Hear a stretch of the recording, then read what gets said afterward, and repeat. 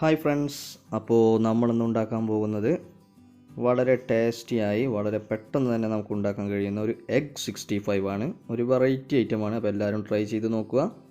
അപ്പോൾ എല്ലാവർക്കും നമ്മളുടെ വീഡിയോയിലോട്ട് സ്വാഗതം. Welcome to food traveller.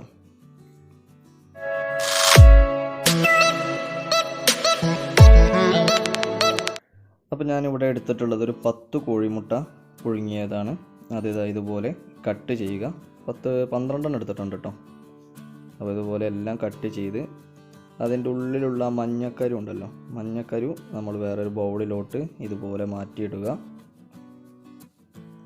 വളരെ സിമ്പിളായിട്ട് തന്നെ നമുക്ക് മഞ്ഞക്കരു മാറ്റിയിടാം. മഞ്ഞക്കരു നമുക്കിതിന് മസാലക്കാണ് ആവശ്യമുള്ളത്.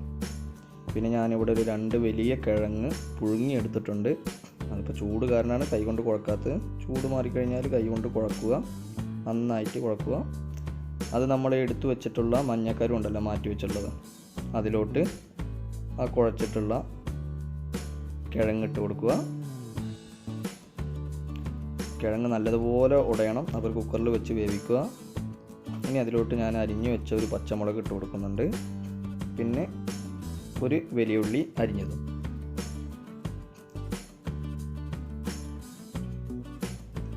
അപ്പോൾ ഉള്ളി നന്നായിട്ട് തന്നെ കട്ട് ചെയ്യുക. ഇനി അതിലോട്ട് ആവശ്യത്തിന് ഉപ്പും ചേർത്ത് കൊടുക്കുക. 1 ടീസ്പൂൺ ഗരം മസാലയും ചേർത്ത് കൊടുക്കുക. ഇനി നന്നായിട്ട് അത് കൈ കൊണ്ട് തന്നെ നന്നായിട്ട് കുഴച്ചെടുക്കുക. നല്ലതുപോലെ മിക്സ് ആവണം. അപ്പോൾ നല്ലതുപോലെ തന്നെ കുഴച്ചെടുത്ത് ഈ ഒരു പരുവത്തിൽ നന്നായിട്ട് കുഴച്ചെടുക്കുക. ഇത് നമുക്ക് മാറ്റി വെച്ചുള്ള കോഴിമുട്ടയുടെ ഉള്ളിലോട്ട് ഫില്ല് ചെയ്യാനുള്ളതാണ്. അത് ഇതുപോലെ ഫില്ല് ചെയ്യുക, നന്നായിട്ട് തന്നെ ഫില്ല് ചെയ്യുക. അപ്പോൾ ഞാൻ ഈ ഫില്ല് ചെയ്യുന്നത് കുറച്ച് കൂടുതലായിട്ട് കാണിക്കുന്നുണ്ട്. കാരണം എന്താ വെച്ച് കഴിഞ്ഞാൽ ഇത് എങ്ങനെയാണ് ചെയ്യേണ്ടതെന്ന് അറിയാൻ വേണ്ടിയിട്ട്. അപ്പോൾ ഈ ടേസ്റ്റി ആയിട്ടുള്ള ഐറ്റം ഉണ്ടാക്കി തരുന്നത് എൻ്റെ വൈഫാണ്, ഞാൻ വീഡിയോ എടുക്കുന്നേ ഉള്ളൂ.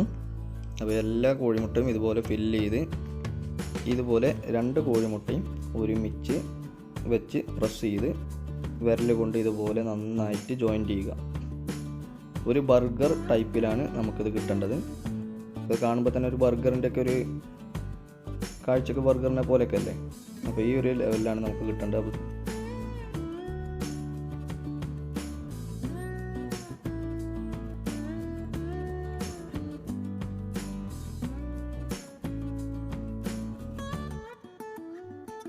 അപ്പോൾ എല്ലാ കോഴിമുട്ടയും ഇതുപോലെ ആക്കിയെടുത്തതിന് ശേഷം ഞാനിവിടെ ഒരു ടൂത്ത് പിക്കാണ് യൂസ് ചെയ്തിട്ടുള്ളത്. ഇത് വിട്ട് പോരാതിരിക്കാൻ വേണ്ടിയിട്ട് ഒരു ടൂത്ത് പിക്ക് എടുത്ത് ഇതുപോലെ 2 സൈഡിലും നന്നായിട്ട് കുത്തിവെച്ച് കൊടുക്കുക.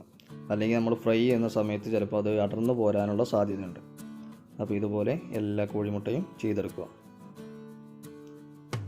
അപ്പോൾ ഇനി നമുക്ക് ഇത് വറുത്തെടുക്കാനുള്ള ബാറ്റർ തയ്യാറാക്കാം. അതിന് വേണ്ടിയിട്ട് ഞാനിവിടെ ഒരു 5-6 ടേബിൾ സ്പൂൺ മൈദയാണ് എടുക്കുന്നത്. അപ്പോൾ 5-6 ടേബിൾ സ്പൂൺ മൈദ, അതുകൂടാതെ ഒരു 5-6 ടേബിൾ സ്പൂൺ കോൺഫ്ലവർ, ഒരു 4 ടേബിൾ സ്പൂണൊക്കെ മതി കോൺഫ്ലവർ. 4-5 ടേബിൾ സ്പൂൺ കോൺഫ്ലവർ എടുത്തിട്ടുണ്ട്. അപ്പോൾ നിങ്ങൾ എത്ര കോഴിമുട്ടയാണോ എടുക്കുന്നത് അതിനനുസരിച്ച് നിങ്ങൾ എടുക്കുക. പിന്നെ ഞാൻ 1 ടീസ്പൂൺ കുരുമുളക് പൊടി, അതുപോലെ തന്നെ 1 teaspoon Kashmiri chilli, 1 teaspoon garam masala. അപ്പോൾ ഗരം മസാലയുടെ ടേസ്റ്റ് ഇതിൽ മസ്റ്റാണ്. പിന്നെ ആവശ്യത്തിന് ഉപ്പ്. പിന്നെ 1 കോഴിമുട്ടയും നമ്മളിതിലോട്ട് പൊട്ടിച്ചൊഴിക്കുന്നുണ്ട്. 1 കോഴിമുട്ടയും നമ്മളിതിലോട്ട് പൊട്ടിച്ചൊഴിച്ചു. ഇനി ആവശ്യത്തിന് വെള്ളമൊഴിച്ച് നമുക്ക് ബാറ്റർ തയ്യാറാക്കിയെടുക്കാം. അപ്പോൾ ഒരു സ്പൂൺ ഉപയോഗിച്ചോ അല്ലെങ്കിൽ ഒരു വിസ്ക് ഉപയോഗിച്ചോ നന്നായിട്ട് മിക്സ് ചെയ്യുക. പിന്നെ വെള്ളം കുറച്ച് ഒഴിക്കുക, അധികമാവരുത്.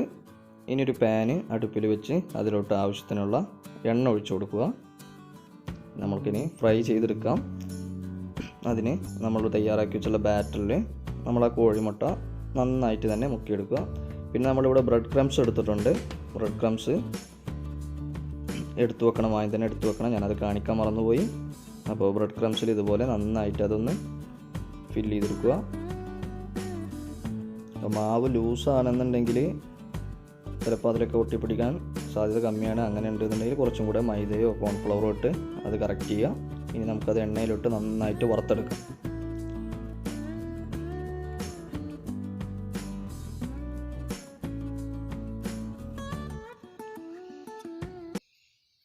അപ്പോൾ നല്ല മുക്കി പൊരിക്കേണ്ട ആവശ്യമൊന്നുമില്ല, കാരണം ഓൾറെഡി എല്ലാം വെന്തിട്ടുള്ളതാണ്.